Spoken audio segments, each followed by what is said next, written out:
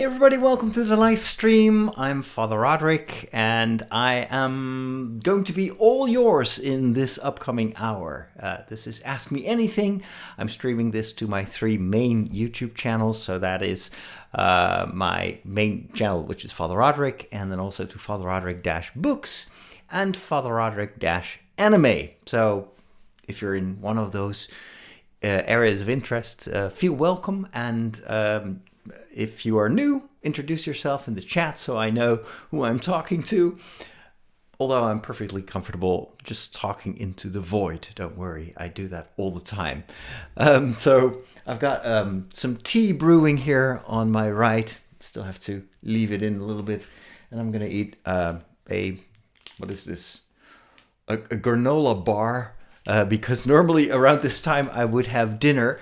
But because of you, I postpone my dinner a little bit, but I feel that I need something at least.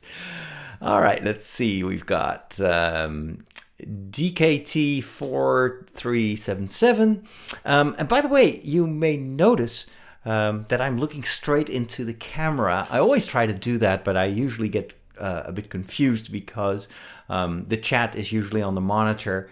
That is on my left side, on your right side. But this is the first time that I'm using a new gadget that I bought this week, which is the Elgato prompter. And a prompter is basically a thing you put in front of the camera, and it has a slanted mirror and a screen underneath. And so it projects the chat on in front of me, but the camera is looking through the mirror, so I can actually read the comments and at the same time look at you. So I don't know. I'm really stoked that I finally have something that works, and hopefully that will improve the connection. We've got Stefan who is there, Udrescu. Welcome. We've got Maria from Renkum. Mike is here too, from the north of the United States. And then we've got Chill Spartan 187. Hello there. So I have no particular topic for today. There is one question that I have for the community, and that is to maybe help me brainstorm about my digital nomad destination next month. So 4 times per year, I take a month out of my regular activities or regular schedule so that I can travel. And last year, that allowed me, for instance, to go to Ireland, and that gave me so much inspiration for a course and also for my novel that I'm writing. And now in the month of April, I just don't have a destination yet, but maybe together we can figure something out. We've got the first question. What is Gandalf the Grey representative of biblically versus Gandalf the White? That's an interesting question. And of course, there's no good answer or wrong answer to that because obviously Tolkien did not intend his characters or his story to be a biblical allegory. Although I just read a book about the deeper layers of The Hobbit and also The Lord of the Rings, which emphasizes that it doesn't mean that nothing in The Lord of the Rings refers to biblical themes, or that characters may have resemblances to biblical characters. Tolkien was a very religious Catholic, and so it's pretty obvious that kind of becomes visible in the way he tells his stories. For me, Gandalf has always been a fascinating character because he's a bit of a guardian angel, you could say. Of course, he's not a regular human being. He has a special status. Isn't he a Maya? I'm not really up to speed on my Middle Earth mythology. And of course, in the story, after his fight with the Balrog, he becomes Gandalf the White, which has obviously connotations with Jesus post-resurrection. where and also the Jesus that we see on the mountain, where during the Transfiguration, where all of a sudden he is like dressed in a incandescent light, and so Gandalf definitely evokes in some aspects the character of Jesus. So you could say that Gandalf the Grey may actually be similar to Jesus in like his day-to-day appearance. So let's say the regular Jesus that people get to know without all the spectacle of the Transfiguration or the miracles or the resurrection. So it's a bit of a hidden presence of, you could say, a divine helper. That's how I always have seen Gandalf. But that doesn't mean that he is perfect, that he is not corruptible. We've seen, of course, in Middle Earth that almost anyone can be corrupted, and even elves. Look at Sauron himself, and so that may be why Gandalf is so hesitant when faced with the danger of the ring and the question who is going to carry the ring to Mount Doom. He thinks, just like Galadriel maybe, that would be way too dangerous because he's so powerful, and so the ring would be able to use that power to do incredible damage to Middle Earth. So that would be my response. But let me know what how you see the kind of the biblical dimension of Gandalf the Grey. Always looking forward to that input. Maria says, when it comes to my destination, France seemed to me like a good idea. I would love to go to France. I always like to go to France because of the language and the people and the culture. It's just that I don't know that many people in France, so that I might ask around. Maybe I should not give up on that too quickly, because it's a country that is easy to reach by train. And as I said, I speak the language quite well, so it's just that I need to decide quite quickly where I'm going to stay and for how long and that sort of stuff. For me, it's also linked to what am I going to do during that month. So I'm thinking of maybe taking that month to finish my first draft, so to pick up the speed on the writing. But that's just one idea. I could also film a documentary. My parishioners really would like me to go to a place and prepare another course. There is definitely a demand for a sequel to my course on the Celtic saints. But obviously France has a lot of interesting stories to tell. Pete says, "Good morning from Vancouver. Good to see you." I'm very inspired by Canada these weeks. I love how everyone reacts to those crazy plans of the hostile takeover of Canada by the United States. Oh my goodness! But I can't imagine how that must feel if you are from Canada. Stefan wants to know what my opinion is on the Eastern Orthodox Church. I am always very impressed by the tradition of the Orthodox Church and the way in which liturgy is celebrated.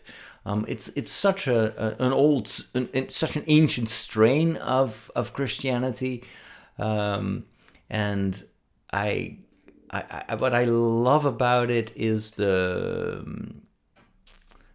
the transcendental side of the way in which faith kind of permeates life and society, and the way that I've been in a couple of those churches in Greece and elsewhere, and just the beauty of the liturgy, the mystery of the all the icons, and then the separation between the holiest of holiest. I'm not sure how you say that in English, but all the the symbolism that evokes the mystery in the liturgy. I think that's something that we have lost a little bit in Latin tradition.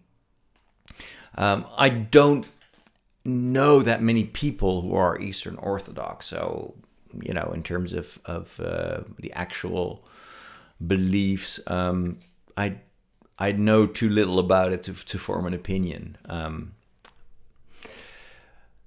And of course, we've got a very big shared heritage as well in the early church fathers, and so there's so much that we have in common.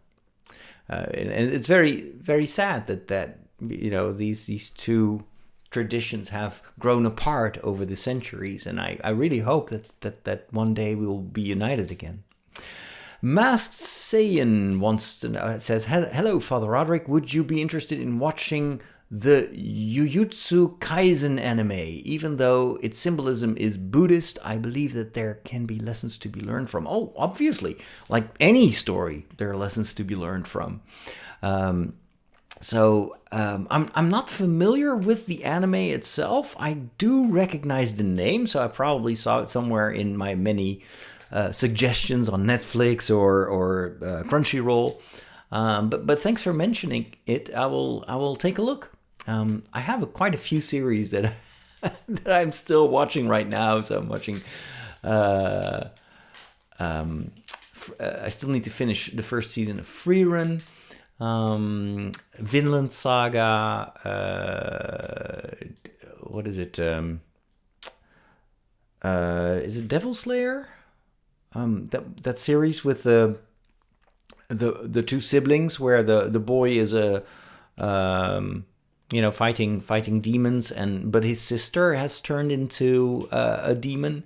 That's an interesting one, and of course Attack on Titan. That one is really high up on my list because I feel like I'm years behind. Yeah, thanks for the suggestion. I appreciate it. Maybe I should go to Romania. Just a suggestion. That's a great suggestion. Yeah, that's one of the countries I would love to go to. I think I need a little bit more preparation time for kind of Eastern European countries because I have never been there, so it's a little bit harder. I don't speak the language, so that will probably take a bit more preparation time. But again, a beautiful country with an amazing culture. Pablo wants to know if I'm excited for the new season of Andor. I'm more than excited. This is the Star Wars story of our times. I was a little bit sad to hear that for the screenwriter, what's his name? Gilroy, this is going to be his last Star Wars project. He has said that he has no interest in sticking around in the Star Wars universe. And I can imagine because he's been involved in Star Wars since the rewrite of Rogue One, which he's been very important to. I think a lot of the success of Rogue One is due to his contributions. Of course, not to dismiss Gary Whitta, who wrote the original screenplay, but that movie really got better through the edits. And then, of course, he's been working on Andor for a couple of years, now Andor Season 2, and he just wants to do other projects. I understand, but it's going to be a huge loss for Star Wars because he brought Star Wars, I think, to a level of maturity that we hadn't seen before, and I'm not sure if there's anyone else right now at Disney who is able to do something similar. I love what Dave Filoni is doing, but Dave is very much kind of old school Star Wars, very much like... He's very good at giving us what we've had so far, but I always wonder if Star Wars wouldn't benefit from more innovation and a little bit more of an experimental approach to storytelling. But I think season 2 of Andor is going to blow our socks. It's such an interesting story and such a pertinent story, as I explained in one of my last episodes of Story Secrets. I didn't record a video about that, but I should. But it's all about, Andor is basically about the world in which we live right now, including the rise of totalitarianism and the autocracy, and it's all there in the story. It's almost prophetic in a way. It predicted what we are seeing right now on the news almost every single day. But it's also a story of hope. And we need that too. We need positive stories that can help us dream at least about a world where people will rebel and where good will ultimately prevail. Were you ever able to watch the Section 31 film yet? No, I haven't watched it yet. Happy Wednesday, says Binary Rainbow. Can't stay for the stream. Just wanted to say hello and wish you many blessings. Why am actually I could just post this on the screen. Look at that. Oh, ooh, why does it have that awful? Oh, golly. It's got that white line around it. Yeah, let me just remove that. So I think this. Yay, there you go. And then can I make it a little bit smaller? Text box shrink, truncate, scrolling ticker, dynamic. What happens if I do dynamic? Okay, that works, but it's still not, I need to make it smaller. How do I do that? It's getting bigger and bigger. Help. Okay, this interface is clearly not made for this particular... okay. Probably, I hope I only need to do this once. I hope it's not going to reset every time I... Good grief. Okay. Bear with me. But now, I don't think... Yeah, okay. Yeah, I can actually see the whole thing. All right, very cool. I hope. Is this, do you guys see this actually on the screen? I have no way to verify this, but I think I can actually visualize the comments here. So let me know. And so now I click here. Good evening. Oh yeah, it works. Hey, and there we've got Rob, and Rob says, sorry, I've been away for a bit. Wednesdays have been swamped, but not today. Well, that's good to know. It's great to see you. Hope everything is well. Given the circumstances, of course. But it's great to talk. All right. Okay, so every time I click on the screen, things go wrong here. Let's see. We've got Frankie is back as well. Don't want to lurk. No worries. Always welcome. Oh, wait. Actually, what I can do. Can I make this? So my apologies. I'm still messing around here. What I would like to do is to make this screen a little bit small. Oh, I can't. How can I do this? Overlays, window. Can I make this window smaller? Center, minimize, no. Nah, I'll figure that out some other time. Okay, Demon Slayer. Yes, that's Demon Slayer. That's the one that I was thinking of. So good. Chocolate, coconut, and rice. Demon Slayer. I love the first few episodes. Really great manga.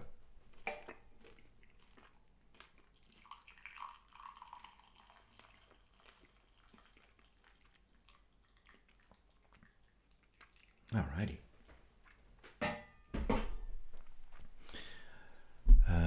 Let's see. What else have we got? Wish I could stay. No worries. The stream is always going to be online afterwards as well, so you can always go and watch it afterwards. And what I sometimes do, if there's like an interesting part somewhere in the conversation, sometimes I just take out a clip. So I just post. Did I post it already?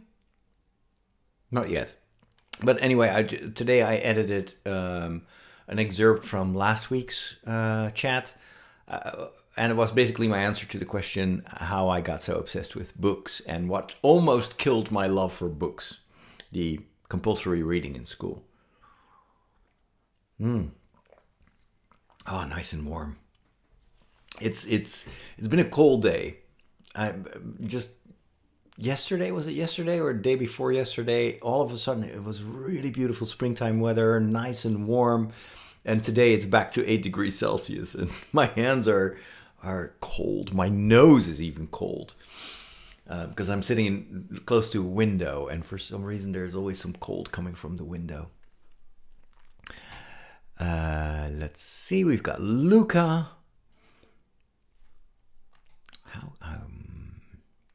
Wait. What if I put this here? Yeah, I'm gonna do that. You know what? I'm just gonna take this off here and just do this. And then can I make the yay? Okay, now it works. Okay, this is a lot better. Sorry, you don't see what I'm doing, but I'm messing around with the prompter, with the Elgato prompter, which I'm super happy with. So Luca says, I'm 18 and I'm going to do the Camino de Santiago alone. Do you have any advice for getting closer to God during the Camino? And Luca is from Italy. Buonasera e benvenuto. Allora, I walked the Camino about 9 years ago, I think, by now. And my advice is what everybody told me before I walked the Camino, and that is let the Camino do its work. It will come to you. There's not much that you should do except for letting go of your plans. I mean, of course, you have to plan a little bit because you want to get to Santiago, but I wouldn't try to plan in advance what the Camino is going to do and how God is going to speak to you, because that's going to be different for every one of you and or every one of us. And what I remember is that the Camino itself was an experience, but where I benefited the most is the years after the Camino. The more I thought back of my experience, the more I started to see what God wanted to tell me. And sometimes it took me, well, almost 9 years to fully unwrap the presents that I got during the Camino. So don't worry if during the walk itself you feel like you are not getting any answers, or my first few weeks on the Camino were terrible. I felt like I was doing it wrong because I had expected to get all sorts of insights, to pray a lot, to have all sorts of providential encounters, and it was none of that. I thought it was very tough physically. It was more physical than I thought it would be, and not very religious in my own experience. I wasn't always praying or anything. There were beautiful moments, but also a lot of days where I was just walking, and that was it. But it's. I mean, the trick, I think, is to let go of your preconceived ideas of what the Camino needs to do with you. Just let God surprise you. And I can 100% guarantee you that it will be awesome. But maybe not in the moment itself, but after the Camino or towards the end. But just don't worry if it is different from what you expect. Yeah, that's all I can say. Don't take too much stuff with you. Travel light. Don't overcharge that's because it's really tough. And if you're carrying a lot in your backpack, it's going to be so strenuous, so difficult. So there's not much that you cannot buy on the road to Santiago. So don't take any extra clothes, or just the minimum. There are lots of videos online that will show you how to pack light, but that would be my second advice. Just pack light, as light as possible. All right, let's see. Totally different question. Hip Grizip wants to know, was Jar Jar a Master Sith Lord? So there are some theories about that. I just go with what George Lucas himself said, and Jar Jar is comic relief, and that's it. There is no deeper layer, but I love the fans that have come up with all these convoluted theories about him being secretly a Sith Lord in disguise. But yeah, I'm more like if it looks like a Gungan, if it quacks like a Gungan, then it is probably a Gungan. Stefan asked me, can I please do more videos on Neon Genesis Evangelion? Yeah, I want to. I really want to.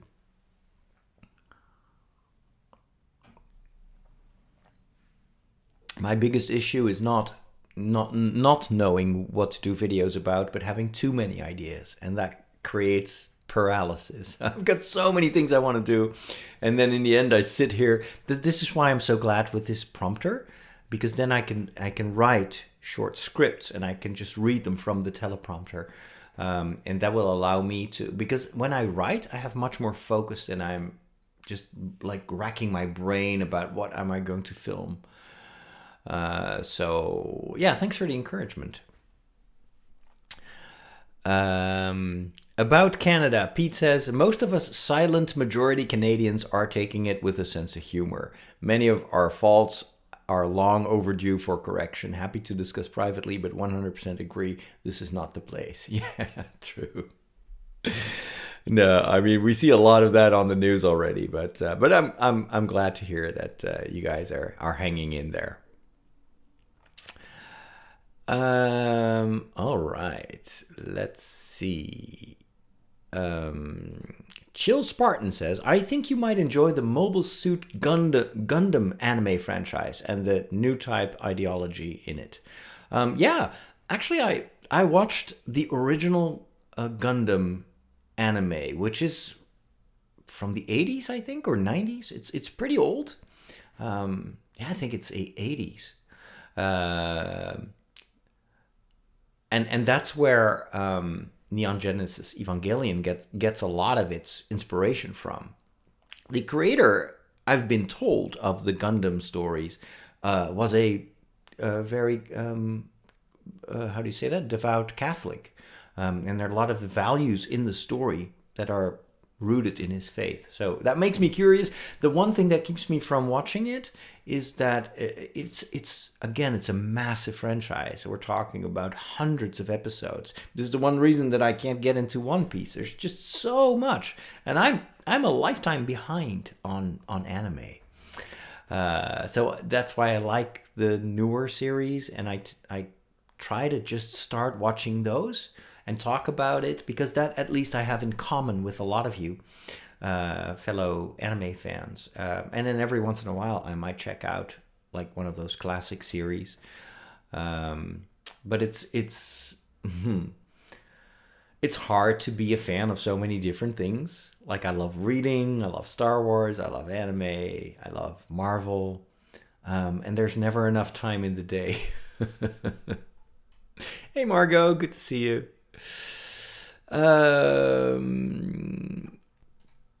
What kind of tea is this? This is the Little Winter tea from Lidl, or Lidl, however you want to call it.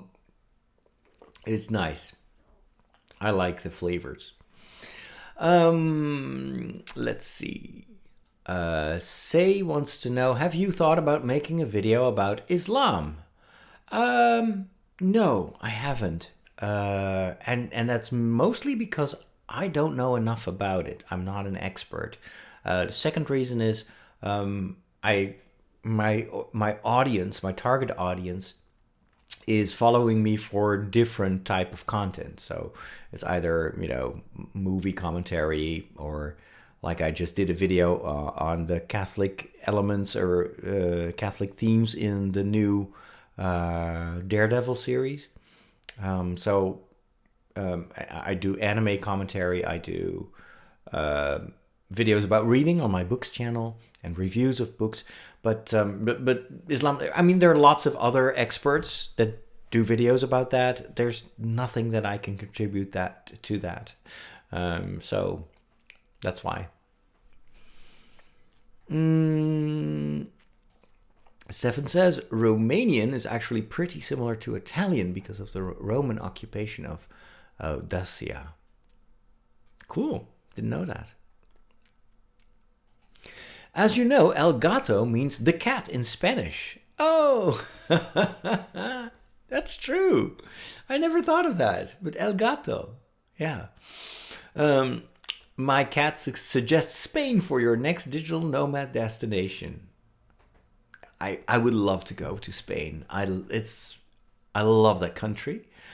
I've been there several times. It's been on my list actually for January, but then I had to skip that month. But I will definitely look into it. There are many places in Spain where I haven't been yet. Barcelona is one of them, although I don't think I can spend a month in Barcelona.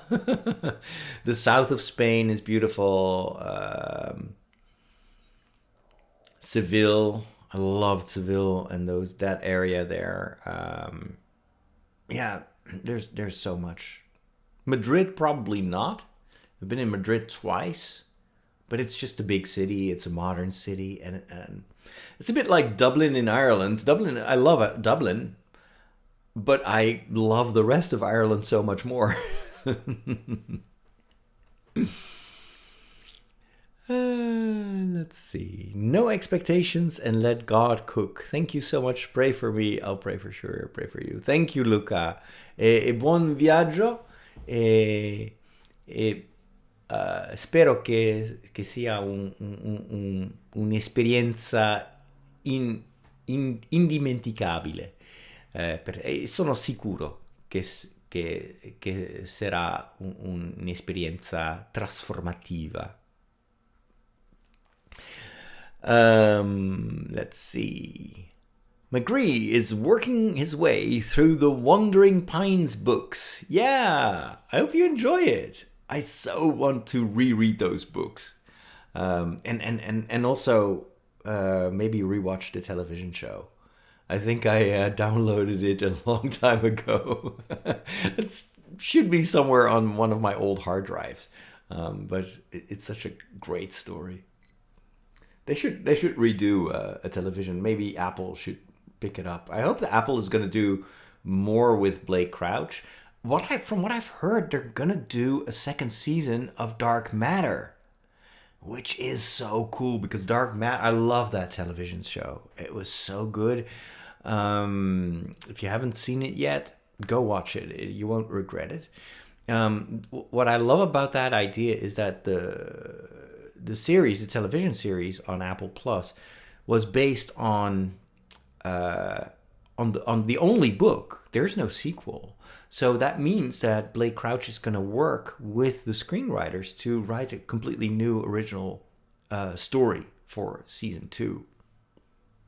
So nobody knows how it's going to go. Whereas with the first TV show, I had read the book. I think I even read it twice. So there was not much that surprised me. Although I have to say that the television show was better. The story was much improved, and I think that Blake Crouch actually worked closely together with Apple to, get that script to the next level. Maria wants to know if I speak Chinese because I am half Chinese. And are you very good in languages? I'm learning a bit now. I am into Chinese medicine. No, I unfortunately don't speak Chinese. I'm only a quarter Chinese. My mother is half Chinese. I'm a quarter Chinese. But my mother never spoke Chinese with me. And I never had a reason to learn it. I think I may have dabbled a few weeks in Chinese with Duolingo a long time ago, but it was so hard because I couldn't practice it. There was just not there was not enough incentive. With Spanish, for instance, I taught myself a bit of Spanish when I went to walk the Camino de Santiago. And that was much easier because for 6 weeks I was immersed in the Spanish language. And I'm pretty confident that if I would go back to Spain, I would learn even more Spanish. So I am pretty good with languages, yes. Mostly French, Italian. I mean, I can totally understand everything in Italian. Speaking is a lot harder, but can make myself understood. German is like that's the only language that I regret not having learned better. I mean, I speak it, I can totally understand it, but it for some reason it's probably the method that they used in school didn't appeal to me, and so I never got into that language. Most of my family speaks German very well, and I'm not. I mean, if you give me a German text, I can read it in a pretty convincing way, but formulating stuff myself, the grammar is just hard. So I don't have much vocabulary, and for me, a language is mostly about having a good feel for the language, the pronunciation, the little, how do you say that, the interjections, all that. I value that more than the grammar, but I don't have that in German either. So, and plus I never speak German. So in contrast with English, which I speak more than Dutch. So it's yeah, I miss speaking French, and I wish I could speak a little bit more Spanish because I love that language so much. I celebrate Mass oftentimes in Spanish, just to kind of like train myself a little bit. I also love Portuguese, but I don't speak it that much. But Portuguese is, I love the sounds of that language. It's a beautiful language.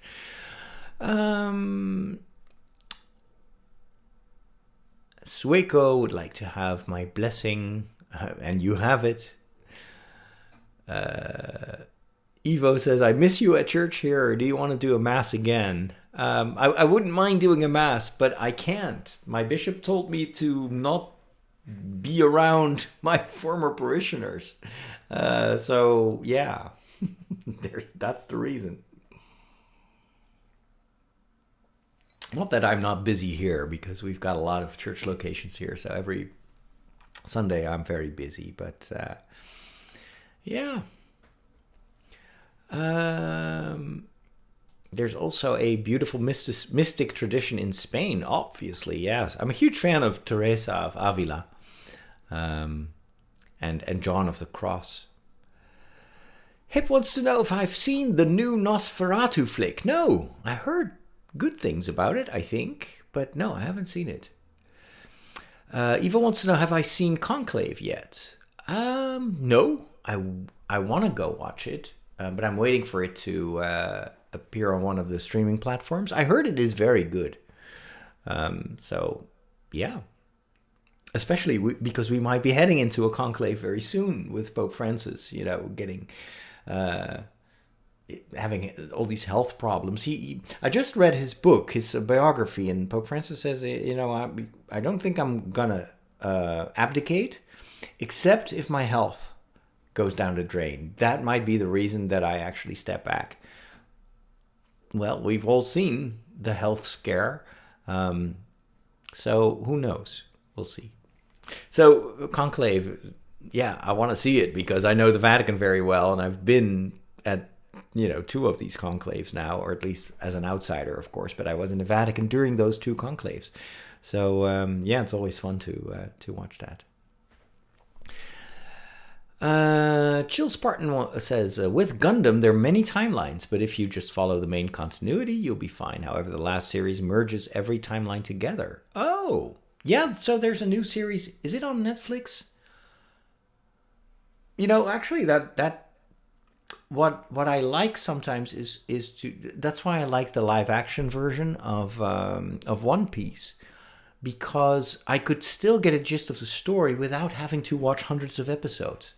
Yeah, let me know what series you're referring to, and I might just watch that, as long as I don't have to first gather a lot of other information. I mean, I'd love to do more videos about stuff like that, but it's I feel so I feel such an imposter because I have not watched much anime in my life yet, because I only discovered anime 2 years ago.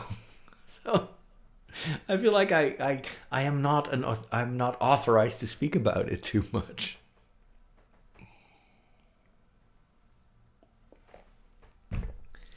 All right.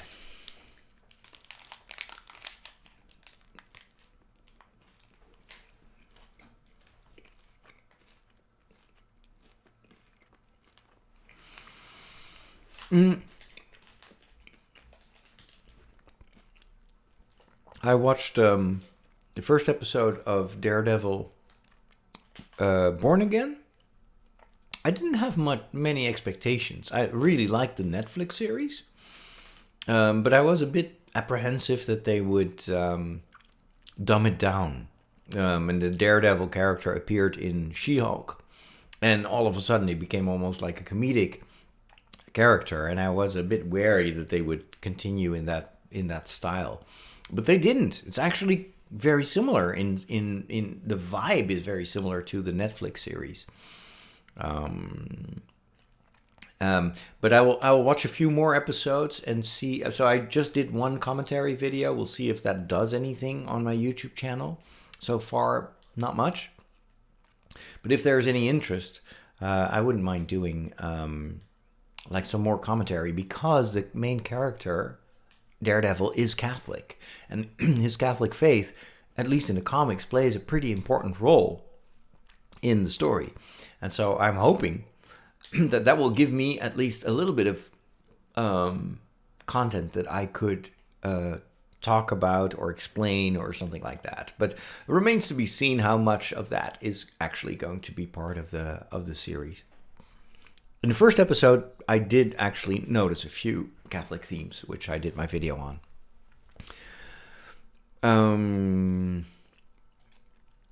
Pete says, near the end of the anime Orb on the movements of the Earth, which actually I've been looking for this week, and I couldn't find it anywhere.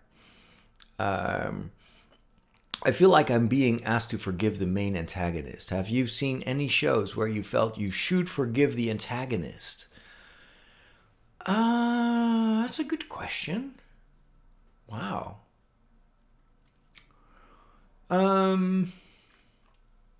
Well,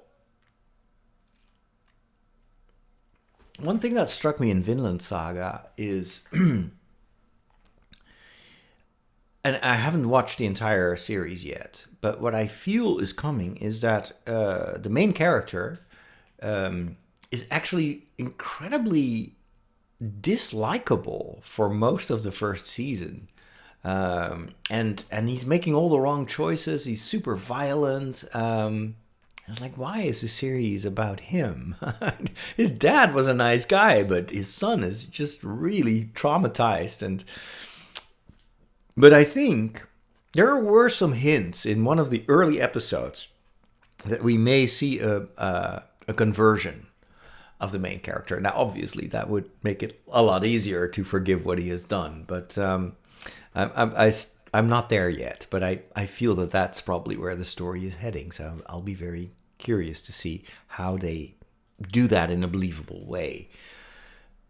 Are there any other stories where I felt I had to forgive the antagonist?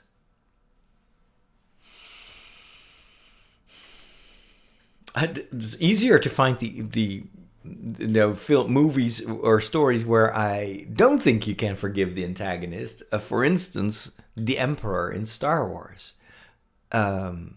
there is no redemption for the emperor. He seems to be 100% evil.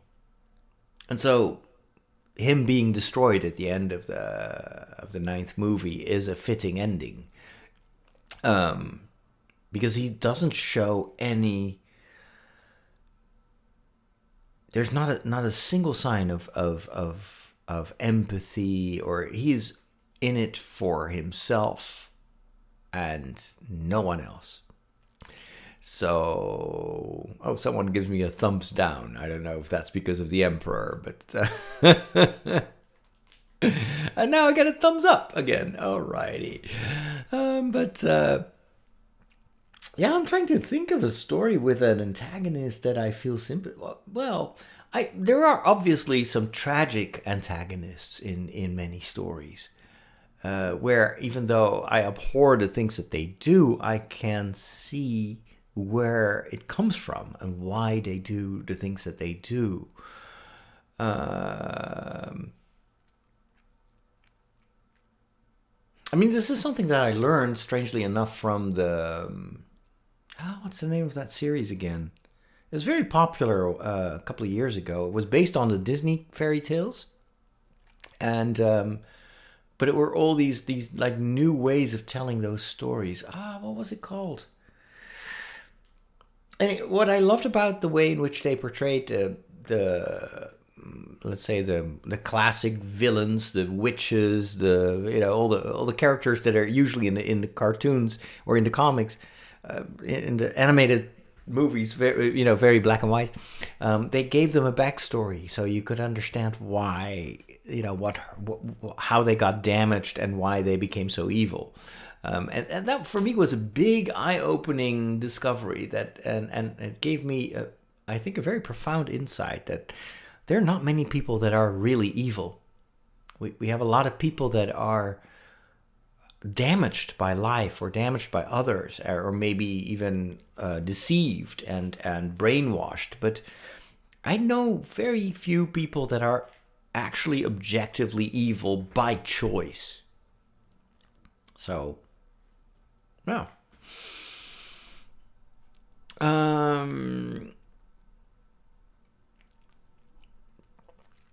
Hip wants to know, did you like the Netflix series on Witcher? Or if I haven't read the books yet. I haven't read the books. No, that's not true. I read the first book.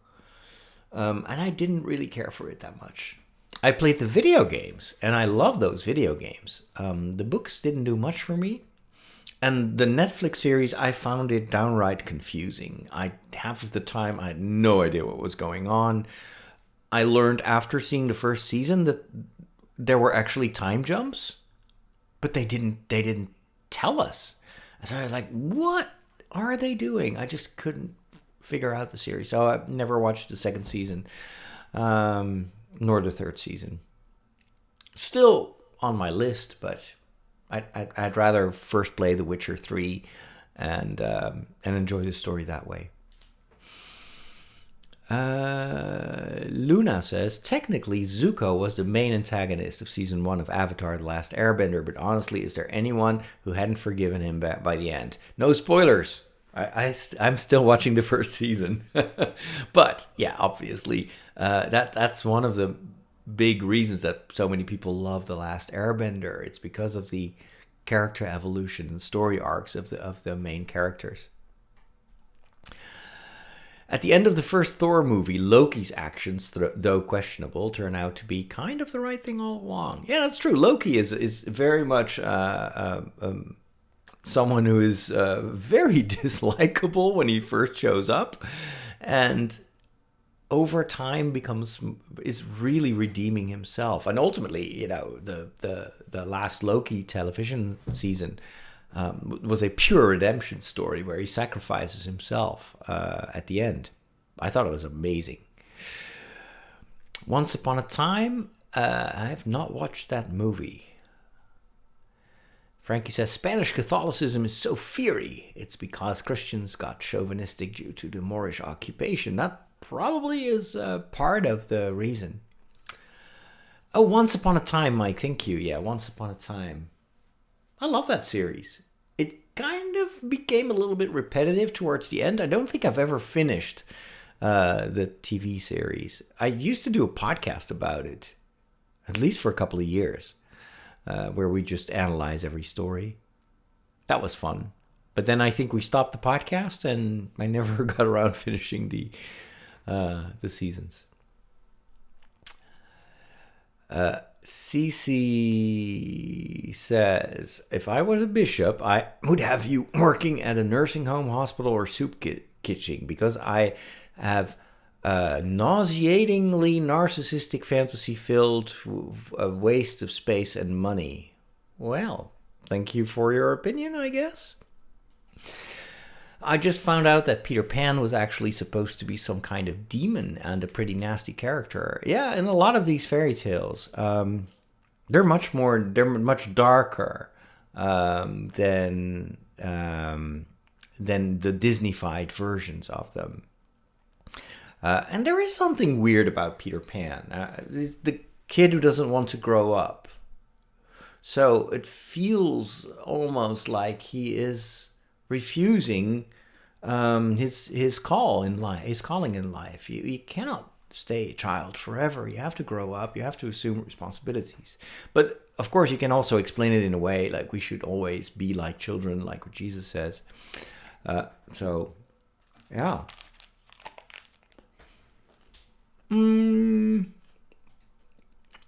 Mike wants to know, what do you think of Father Ted? Hold on.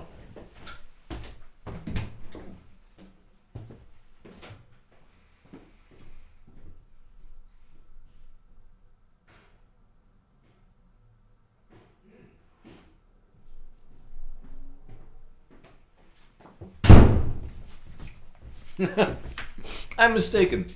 I thought we were talking. I associated this with Father Brown. I just picked this up the other day.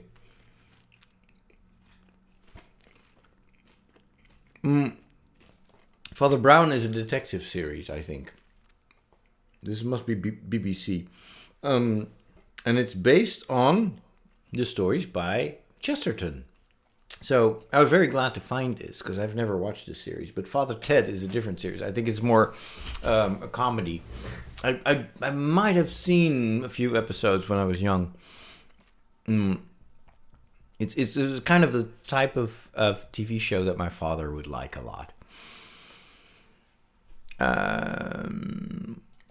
Playing Witcher 3, which one did you choose, Yen or Triss? I don't know. I've only played it for a couple of hours, so I'm not there yet in the story. But The Witcher is just a very well-made, open space. What is it? Open world RPG. With some good combat, and it's a gorgeous game. Even the first one is just really, really well done. Very atmospheric, and a believable culture. Even though it's a fantasy story, you do see that they gave it a lot of thought. I think the game was created by a Polish gaming company. Obviously, the story itself is from Polish origin, and you can tell that the creators have a lot of the Polish culture that they bring into the way that they tell the story. I was very impressed by that. One of the most immersive games in terms of like backstory and feeling like I am in a world that feels real, and that's quite a feat because a lot of the games nowadays, even the big open world games, are very much reliant on the game mechanics. So it's all about scoring points, defeating monsters. Whereas with The Witcher, I felt more that yes, the game mechanics are important, but it's so much more. It's like it's a story, almost like a choose your own adventure type of experience. So that's what I loved about it. But the Netflix series, I found it utterly confusing. So, yeah. All right, we are going to gradually wrap things up here, and I'm going to make some dinner. Maybe check out the second episode of Daredevil and see if there's enough content there for a video.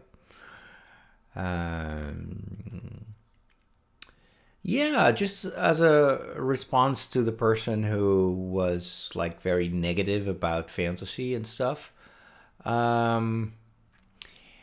Yeah, I'd say most you probably don't know exactly what I try to do as a priest, and I don't blame you because after all, so many different people on the internet.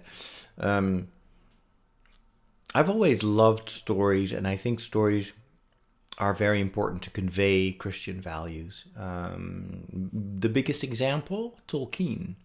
So if you think that, Tolkien should have worked in a hospital or a nursing home instead of wasting his time on writing fairy tale stories, then that's entirely up to you. I would say millions of people would disagree with you, and so do I. So anyway, it's always and in the church, never either or. And my ministry as a priest has always been focused on finding the deeper layers in the stories that we love and making connections with the Bible and with faith. And that allows me to speak the language of millions of people worldwide. And so that's why I do that. Just wanted to add that to the discussion. Aaron, thank you for showing up. Always a pleasure. We'll do this next week again. Maybe at a different time though, because there's another live stream that I actually want to join. Cece says he wasn't a priest. No, that's true, but in my case, it's my bishop who asks me to do this. So you have to ask my bishop, and it works because I reach hundreds of thousands of young people that I don't reach just by my masses on Sunday. And you presume to know what I do. You presume to know how I spend my time. But I would say your image of me might say more about you than about me. Anyway, end of discussion. If you don't like it, there are hundreds of thousands of other priests in the world that you can go and talk to. So go and do that. What was I saying? Yeah, so there is another live stream in the Netherlands that I would like to participate in, but it's concurrent with this one, so I can never follow that. So I'm thinking of maybe moving this to another time of the week, but I'll let you know in advance. Obviously, you can check out my socials where I usually post a link. So what else? So for those of you that are part of my community of friends, Michiel wanted to do like a video live stream later today in the community section, but unfortunately his computer broke down, so he's unable to go online. So that's just for those of you that are part of the friends community. We'll have to wait and see when we'll be able to do another like live community meetup. All right, final things. Of course, you can join my Discord server by going to the fatherroderick.com/discord. Let me see if I can show you that on the screen.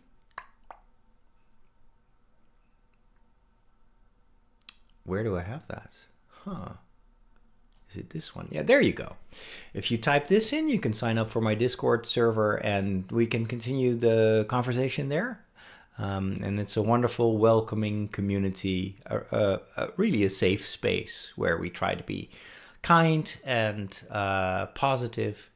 So yeah, we won't have the kind of negativity that sometimes creeps into these live streams.